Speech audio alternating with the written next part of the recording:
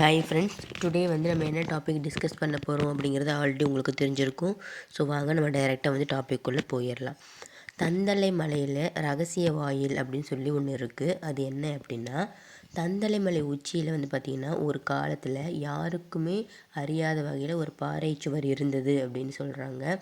அதே தான் பார்த்திங்கன்னா அருள் வாயில் அப்படின்னு சொல்லி சித்தர்களுக்கு மட்டும்தான் அது தெரியும் அப்படின்னு சொல்கிறாங்க. ஒரு முழு நிலவு இரவு அந்த நேரத்தில் பாறை மீது பார்த்திங்கன்னா மெதுவாக ஒரு நீல ஒளி தோன்றும். அது முருகனின் ஆன்ம ஒளி அப்படின்னு சொல்லி மக்கள் நம்புகிறாங்க. அந்த நேரத்தில் மனம் பார்த்திங்கன்னா தூய்மையுடன் இருந்தவங்களுக்கு மட்டும் அந்த பாறை தானாகவே பிளந்து அதற்கு உள்ளே இருக்கக்கூடிய தியான குகையை காட்டும். அந்த குகையில் பார்த்திங்கன்னா பழைய சித்தர்கள்லாம் இருப்பாங்க இல்லையா, அவர்களுடைய தபசினுடைய வாசம், வேள்வி கற்கள், சிவனின் தாண்டவ சக்தி, முருகனின் தியான ஒளி, இது அனைத்துமே பார்த்திங்கன்னா அந்த குகையில் கலந்திருக்கும். இதுவே தந்தை முருகன் தாபித்த முதல் சக்தி இடம் அப்படின்னு சொல்லி நம்புகிறாங்க. அன்னை பார்வதி தாயார் அருளிய முருகப்பெருமானுக்கு அவங்க கொடுத்த சிஸ்டை பார்த்திங்கன்னா ஒரு காலத்தில் இறைவன் சிவன் தண்டனை பெற்ற அசுரர்களை அடக்கிறதுக்காக முருகன் தந்தலை மலையில் தியானம் செய்து இருக்கார். அப்போது அன்னை பார்வதி அவரை நோக்கி அருள் வார்த்தை வழங்குறாங்க. என்னன்னா, குமரா, இந்த மலையை பார்த்தீங்கன்னா உன் ஆன்ம தியானத்தின் இருக்கையாக நீ நிலைநிறுத்தணும். இங்கு உன்னை தியானிப்பவர்களின் மனத்தில் உள்ள பிணக்குகள் அனைத்தையும் நீ நீக்க வேண்டும். அந்த அம்மன் சொன்ன அந்த தருணமே மலை முழுவதும் பார்த்திங்கன்னா சாந்தமான காற்று வீசியதாகவும் அனைத்து மரங்களும் தாமரை மலர் வாசனை வீசியதாகவும், அதனால தான் தந்தலை மலை அம்மன் அருளும் முருகன் சக்தியும் இணைந்த தலமாக மாறியது அப்படின்னு சொல்கிறாங்க. அதுக்கப்புறமா சித்தர்களுடைய காப்பும் இந்த மலையில் இருக்கின்றது. அதாவது தந்தலை மலையில் கொரிகை சித்தர், பூதத்தாண்டவர், யோகி மருந்துவர், இந்த மாதிரி இருக்கக்கூடிய 8 சித்தர்கள் பார்த்திங்கன்னா தபஸ் செஞ்சுருக்காங்க அப்படின்னு சொல்கிறாங்க. அவர்கள் முருகர்கிட்ட என்ன வேண்டுறாங்க அப்படின்னா, இந்த மலையில் வரக்கூடிய ஒவ்வொரு உயிருக்கும் பார்த்திங்கன்னா சிந்தையான அமைதி கிடைக்க வேண்டும். முருகர் அதற்கு வரமளித்து சித்தர்கள் அந்த மலையை ஆன்ம காப்பு வட்டமாக மாற்றுறாங்க. அதுக்கப்புறமா மலையில் ஏறக்கூடிய பக்தர்களை பார்த்திங்கன்னா ஒரு அன்பான மற்றும் பாதுகாப்பான உணர்வு சூழ்ந்து கொள்ளும் வகையில் தான் இது அமைஞ்சிருக்கும். தந்தலை மலையில் பார்த்திங்கன்னா யுத்தமும் இருக்குது. ஒரு காலத்தில் அசுரர்கள் எல்லாரும் இந்த மலையிலிருந்து சக்தி பெறதுக்காக முயற்சி செய்கிறாங்க. அவர்கள் இரவு வேளையில் பார்த்திங்கன்னா குகை வாயிலில் நுழைய முயற்சி செய்கிறாங்க. ஆனால் முருகன் கதிர் ஒளியாய் தோன்றி வெறும் பார்வையாலேயே அவர்களை பார்த்திங்கன்னா அடக்கி ஆள்றாரு. அந்த கதிரொளி இவ்வளவு பலம் வாய்ந்தது. அசுரர்கள் அந்த நொடியிலேயே அவங்கக்கிட்ட இருக்க கர்ம பிணை முறிந்து அதை உணர்ந்து முருகனுடைய திருவடியில் பார்த்திங்கன்னா சரணடைகிறாங்க. இந்த நிகழ்வுக்கு பின்னாடி இந்த மலையை பயத்தை கரைக்கும் தலம் அப்படின்னு சொல்லி வேறு பெயரில் அழைக்கிறாங்க. தந்தலை முருகன் பார்த்திங்கன்னா தியான வடிவு. பழமையான சித்தர்கள் பார்த்திங்கன்னா தந்தலை மலை உச்சியில் முருகனை உறங்கி இருந்த கதிர் வடிவில் கண்டதாக சொல்கிறாங்க. அந்த வடிவம் எப்படி இருக்குன்னா பார்க்குறதுக்கு குங்கும நிற விளக்கு ஒளி போலவும், அமைதியான கண்களை மூடிய நிலையும், திருக்கையில் வேலும், உடலில் தங்க ஒளியும், சுற்றிலும் தாமரை ஒளி வளையமும், இந்த மாதிரி அவருடைய உருவம் இருக்கின்றது. இது சாதாரணமான தியான வடிவம் இல்லை, இது பரிபூரண ஆன்ம சக்தி நிலை அப்படின்னு சொல்கிறாங்க. இந்த வடிவத்தை மனசில் வச்சுக்கிட்டு தியானிக்கிறவங்களுக்கு வாழ்க்கையில் திருப்பு முனை வருவது பெரும்பாலும் உண்மையாக நடந்திருக்கு அப்படின்னு சொல்லி தந்தலை மலைக்கு போகிற பக்தர்கள் மக்களை பார்த்திங்கன்னா சொல்கிறாங்க. சித்தர்கள் வணங்கிய அகண்ட குகை பார்த்திங்கன்னா தந்தலை மலை உச்சிக்கு அருகில் உள்ள பழமையான குகை ஒன்றை சித்தர்கள் அகண்ட குகை அப்படின்னு சொல்லி அழைக்கிறாங்க. இது இயற்கையாகவே உருவாக்கிய குகையா அப்படின்னு கேட்டால் இது இயற்கையாகவே உருவான குகை அல்ல. இந்த குகை பார்த்திங்கன்னா இந்த குகையில் இருக்கக்கூடிய பாறையில் ஒரு மெல்லிய ஒளி வரிகளால் உருவான தெய்வீக இடம் இருக்கிறது. அதாவது இந்த தெய்வீகமான இடமாக இருக்கக்கூடிய இந்த குகையில் ஒருவர் அமர்ந்து 10 நிமிடம் தியானம் செய்தாலும் மணிக்கணக்கான தியானம் செய்ததற்கான பலன் கிடைக்கும் அப்படின்னு சித்தர்கள் சொல்கிறாங்க. இதனை சித்தர்கள் மொழியில் முருகனின் பிராண ஒளி சேமிப்பு இடம் அப்படின்னு சொல்கிறாங்க. வேலினுடைய முதல் ஒளி வந்து பார்த்திங்கன்னா ஒரு காலையில் முருகனோட தந்தலை மலையில் தியானம் அவர் செஞ்சுட்டு இருக்கும்போது அவர் கையில் இருக்கக்கூடிய வேல் வந்து தானாகவே பிரகாசித்தது அப்படின்னு ஒரு வரலாறு இருக்குது. அந்த ஒளி மலையின் முனைகளை தொட்டு அங்கிருந்த பாறைகளுக்கும் உயிரை கொடுத்தது. பல பாறைகள் தாமாகவே சிறிய சின்னங்களாகவும் மாறின அப்படின்னு சொல்கிறாங்க. ஒரு ஒளி பட்ட உடனே பாறையே வந்து சின்னமாக மாறுது அப்படின்னா அந்த வேலினுடைய பவர் எந்த அளவுக்கு இருக்கும் அப்படிங்கிறத நம்மளே இமேஜின் பண்ணிக்கலாம்.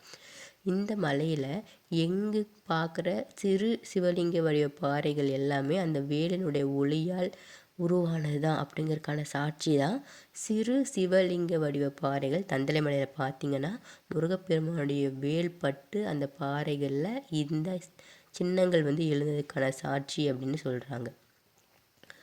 புனித 7 காற்றுகளும் தந்தலை மலையில் வந்து 7 திசையிலிருந்து வீசும் அப்படின்னு சொல்கிறாங்க. அதாவது 7 விதமான காற்றுகள் தந்தலை மலையில் இருக்கின்றது அப்படின்னு சொல்கிறாங்க. சித்தர்கள் வந்து பார்த்திங்கன்னா இதற்கு ஒரு பெயர் வைக்கிறாங்க, 7 சக்தி காற்று அப்படின்னு சொல்லி அழைக்கிறாங்க. இந்த ஒவ்வொன்றிலுமே தனித்தன்மை இருக்குது. அதாவது முதல்ல அந்த 7 காற்று என்னென்னு சொல்லிடுறேன். சிவக்காற்று, சக்தி காற்று, அமுத காற்று, அருள் காற்று, வீரக்காற்று, போகக்காற்று, கடைசியாக தியான காற்று. ஸோ இதெல்லாம் என்ன சொல்லுது அப்படின்னா, சிவக்காற்று வந்து பார்த்திங்கன்னா நம்மளுடைய மன அழுத்தத்தை நீக்கும் அப்படின்னு சொல்கிறாங்க. சக்தி காற்று அப்படின்னா நம் மனதில் நம்பிக்கையை வளர்க்கும் அப்படின்னு சொல்கிறாங்க.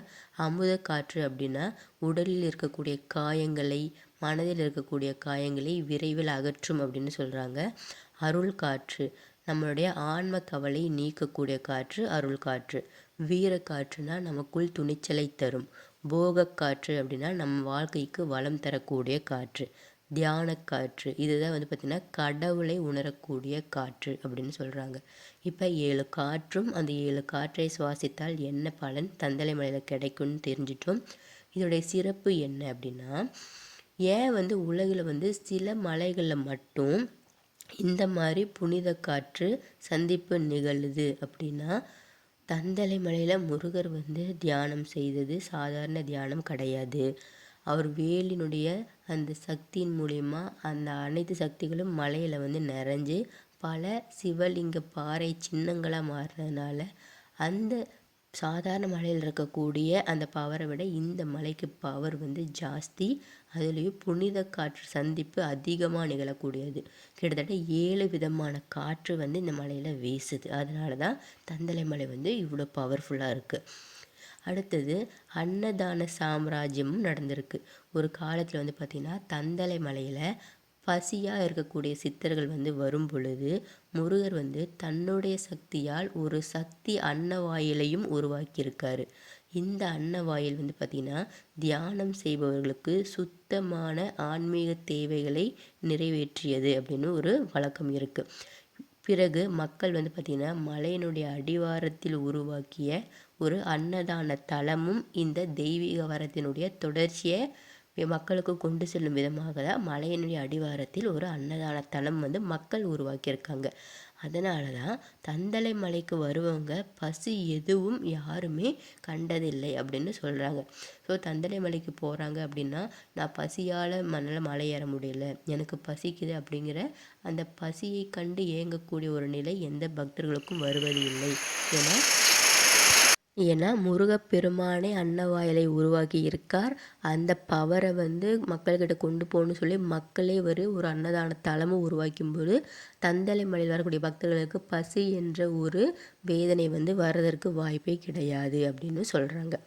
சித்தர்கள் கேட்கக்கூடிய வரம், சித்தர்கள் வந்து பார்த்திங்கன்னா தந்தலை முருகரை பார்த்து ஒரு நாள் வரம் கேட்டு வேண்டுறாங்க. என்னது அப்படின்னா, இங்கு வரக்கூடிய பக்தர்களுடைய வாழ்க்கை வந்து வழி வந்து சரியாக போகணும், அவர்களுக்கு தெளிவான பாதை கிடைக்கட்டும் அப்படின்னு சொல்லி சித்தர்கள் வந்து முருகனை நினைத்து வேண்டுறாங்க. முருகர் வந்து சிரிச்சுக்கிட்டே வரமும் கொடுக்குறாரு. என்ன சொல்கிறாருன்னா, என்னை நினைத்து ஒரே ஒரு மூச்சு விட்டாலும் அவங்க மனசில் உண்மையான பாதை பளிச்சென்று தெரியும் அப்படின்னு சொல்கிறாங்க. அந்த நாளில் இருந்து முருகப்பெருமானை கனவுல யாராவது கண்டாங்க, அதாவது தந்தலைமலை முருகனை கனவில் காண்டவர்கள், மலைக்கு ஏறும் மக்கள், தியானம் செய்பவர்கள், இவர்கள் அனைவருக்கும் வாழ்க்கை திசை தெளிவு கிடைப்பது பலரினுடைய அனுபவத்தில் சொல்கிறாங்க. தந்தலை மலையில் வந்து பார்த்திங்கன்னா மூல ஜோதி அப்படின்னு ஒன்று இருக்குது. அதாவது தந்தலை மலையின் உச்சியில் ஒவ்வொரு கார்த்திகை தீபத்திலும் சித்தர்கள் மட்டுமே காணக்கூடிய ஒரு சிறு ஒளி வந்து தோன்றும். அந்த ஒளி வந்து பார்த்திங்கன்னா முருகப்பெருமானுடைய ஜோதி அப்படின்னு அழைக்கிறாங்க. இது விளக்கிலிருந்து வரக்கூடிய ஒளி அல்ல, மனிதனால் ஏற்ற முடியாத ஒரு ஒளி. அது சிவனின் அகஜுவாலையிலிருந்து முருகனுக்கு வழங்கப்பட்ட ஒரு ஆன்மீக கதிர். இந்த ஜோதி தான் வாழ்க்கையில் திசை தவறி போனவர்களுக்கு உள்ளம் தெளிவாக்கக்கூடிய சக்தியை வந்து கொடுக்கும். அதுக்கப்புறம் அருள் வழி கல்பாதை அப்படின்னு ஒன்று இருக்குது. அதாவது தந்தலை மலையோட நடுப்பகுதியில் நோயால் பாதிக்கப்பட்ட சித்தர் ஒருவர் முருகனுடைய பெயரை ஓதியபடியே படிக்கட்டு வந்து ஏறுறாரு. அவர் ஏறிய இடத்துல ஒவ்வொரு கல்லும் மென்மையாகி அவருக்கு பாதமாக மாறின அப்படின்னு ஒரு வரலாறு இருக்குது. அந்த பாதையை தான் இன்னைக்கு அருள் வழி அப்படின்னு சொல்லி அழைக்கிறாங்க. அந்த பாதையில் போகும்போதெல்லாம் பக்தர்கள் வந்து பார்த்திங்கன்னா ஒரு அற்புதமான லேசான உணர்வு வந்து கிடைச்சதா சொல்கிறாங்க. இது அந்த சித்தர்னுடைய கருணையும் முருகனின் அருளும் ஒன்று சேருவதன் விளைவாக தான் இந்த லேசான உணர்வு வந்து ஏற்படுது. தந்தலை முருகனின் யோக ஆசி அப்படின்னா என்னென்னா, ஒரு நாள் வந்து பார்த்திங்கன்னா தியாகராஜ சித்தர் அப்படிங்கிற ஒரு பெரும் யோகி மலையில் வந்து பல நாட்கள் உபவாசத்துடன் இருக்கார். அப்போ முருகப்பெருமான் யோக வடிவில் தோன்றி அவருக்கு சொல்கிறாரு என்ன அப்படின்னா, உறங்காதே மனமே யோகத்துக்கு தடையல்ல, சுத்தமான மனமே யோகத்தின் கதவு அப்படின்னு சொல்கிறாங்க. ஸோ உறங்கக்கூடிய எந்த மனமும் யோகத்துக்கு தடையல்ல, சுத்தமான மனம்தான் யோகத்தின் கதவு. அவர் வந்து பார்த்திங்கன்னா அந்த சித்தருக்கு தந்தலை மலையில் தியான ரகசிய மந்திரத்தையும் கொடுக்குறாரு. அந்த மந்திரத்தின் சக்தி இவ்வளவு தான் ஆழமானது. அதை ஜபித்து சித்தர் என்ன பண்ணுறாருன்னா பரம்பொருள் உணர்வை வந்து அடையிறாரு. ஸோ முருகப்பெருமான் இதிலேருந்து தெரிஞ்சுக்கலாம் ரொம்ப வந்து கருணை வாய்ந்தவர். அன்னவாயில் திறந்திருக்காரு, அந்த பாதையை வந்து லேசாக்கி கொடுத்துருக்காரு. சரிங்களா, இந்த மாதிரி நிறைய விஷயம் தந்தலை மலையில் இருக்குது. தந்தலை மலையில் இன்னும் சிறப்பு என்னென்னா காவல் மரங்கள் இருக்குது. அதாவது மலையினுடைய மேற்பகுதியில் ஓரிடத்துல மட்டும் வளரக்கூடிய 8 மரங்கள் இருக்குது. அது ஒரே இடத்துல அந்த 8 மரங்கள் வந்து வளருமாமா. அது என்ன மரம் அப்படின்னா, ஒரே இடத்துல 8 மரங்கள் வளர்ந்தால் அது எப்படி இருக்கும்னு நினச்சி பாருங்கள். அந்த 8 மரம் என்னென்னா ஆதி வேப்ப மரம், சிவகுழு மரம், முருகன் சரளம், தியான ஆலமரம், அமிர்த லந்தை, யோக நெல்லி, ஆரோக்கிய மருது, அகண்ட நிலவேம்பு. இந்த 8 மரங்களும் சாதாரண மரங்கள் அல்ல. ஒவ்வொரு மரத்திலும் வழிபட்ட சித்தர்களுடைய ரகசிய சக்தி உறங்கி கொண்டு இருக்கின்றது. அந்த மரங்களை தொட்டாலே ஒரு நொடிக்கு நம்முடைய மனம் அமைதியாகிவிடும். இவற்றை சித்தர்கள் என்ன சொல்கிறாங்கன்னா, சித்தர்களுடைய பார்வையில் இந்த 8 மரங்களும் மலையின் காவல் கண்கள் அப்படின்னு சொல்கிறாங்க. ஸோ இந்த மாதிரி தந்தலை மலையில் இன்னும் ஏகப்பட்ட ரகசிய வாயில், ரகசியங்கள், சிறப்புகள் இன்னும் இருக்குது. ஸோ தந்தலை மலையை பற்றி வீடியோ போட்டுக்கிட்டே இருக்கலாம். அதனால தான் நான் ஒவ்வொரு நாளும் ஒவ்வொரு இன்ஃபர்மேஷன் புதுசாக மக்கள் வந்து நீங்கள் கற்றுக்கணும் அப்படிங்கிறதுக்காக நான் அந்த தந்தலை மலையை பற்றின ஒவ்வொரு முழு விஷயத்தையும் உங்களுக்கு நான் டீட்டெயிலாக சொல்லிகிட்ருக்கேன். ஸோ இந்த வீடியோ உங்களுக்கு பிடிச்சிருந்துச்சு அப்படின்னா சப்ஸ்கிரைப் பண்ணுங்கள். மறக்காமல் புதுசாக தெரிஞ்சுக்கிட்ட விஷயத்த 4 பேருக்கு ஷேர் பண்ணுங்கள். யாராவது மனக்கவலையில் இருந்தாங்க, மனக்குழப்பத்தில் இருந்தாங்க அப்படின்னா, தியானம் பண்ணுறதுக்கு ஒரு இடம் வேணும் அப்படின்னு யாராவது உங்ககிட்ட கேட்டாங்க அப்படின்னா, நீங்கள் திருப்பத்தூர் மாவட்டத்தில் இருக்கக்கூடிய இந்த தந்தலை மலையை நீங்கள் அவங்களுக்கு பரிந்துரை செய்யலாம். 100% இது வந்து கண்டிப்பாக தியானம் செய்யக்கூடிய இடம்தான். ஸோ மக்களுடைய மனக்கவலையை நீக்கக்கூடியதான் மெயினாக இந்த மலையினுடைய 100% பாயிண்ட்டே அதுதான். ஸோ யாராவது தியான நிலை போகணும் அப்படின்னு கேட்டாங்கன்னா தந்தலை மலையை பற்றி சொல்லுங்கள். ஸோ இது புதுசாக இருக்குது, நிறைய பேருக்கு இந்த மலையை பற்றின டீட்டெயில் தெரியாமே இருக்குது. இது ரொம்ப பவர்ஃபுல்லான மலையும் கூட. இப்போ கண்டினியூவாக நம்ம வீடியோ பார்த்துட்ருக்க சப்ஸ்கிரைபருக்கு ஓரளவுக்கு இப்போயாவது தந்தலை மலையை பற்றி ஒரு அனுபவம் கிடைத்திருக்கும். ஸோ டைம் கிடச்சிது அப்படின்னா மலைக்கு ஒரு தடவை போயிட்டு வாங்க. போயிட்டு வந்தீங்கன்னா நான் சொல்கிற வீடியோவில் இருக்கக்கூடிய அந்த உண்மைத்தன்மை வந்து உங்களால் உணர்வுபூர்வம் உணர முடியும். ஒரு சில விஷயம் வந்து நமக்கு கேட்கும்போது இதெல்லாம் இப்படி இருக்குதா அப்படின்னு நமக்கு தோணும். ஆனால் அதை நம்ம உணர்வுபூர்வமாகவோ அனுபவமாகவோ ஒரு தடவை அதை உணர்ந்துட்டோம் அப்படின்னா அதை நம்மளே 4 பேருக்கு வந்து நான் இந்த அனுபவத்தை உணர்ந்தேன் அப்படின்னு சொல்லி சஜஸ்ட் பண்ணுவோம். ஸோ அந்த மாதிரி யாரெல்லாம் வந்து 4 பேருக்கு நல்லது பண்ணணும்னு நினைக்கிறீங்களோ அவங்க எல்லாருமே வந்து பார்த்திங்கன்னா இந்த சேனல் எல்லாத்துக்கும் ஷேர் பண்ணுங்கள். இந்த இன்ஃபர்மேஷன் நிறைய பேருக்கு போய் சேரணும். அதுக்காக நான் டெய்லி இந்த தந்தலை மலையை பற்றி வீடியோ போட்டுட்ருக்கேன். ஸோ என்னோடய சப்ஸ்கிரைபரும் வியூவர்ஸும் அதை பண்ணுவீங்க அப்படின்னு நான் நம்புகிறேன். ஸோ நம்ம நாளைக்கு வந்து பார்த்திங்கன்னா வேறு ஒரு டாப்பிக்கோட மீட் பண்ணலாம் friends. Bye bye. Thank you all my subscribers. ப்ளேலிஸ்ட்டில் இருக்கக்கூடிய எல்லா வீடியோஸும் பார்த்து எல்லாருமே வந்து பார்த்திங்கன்னா பயன்பெறுங்கள். தேங்க்யூ. பாய் பாய்.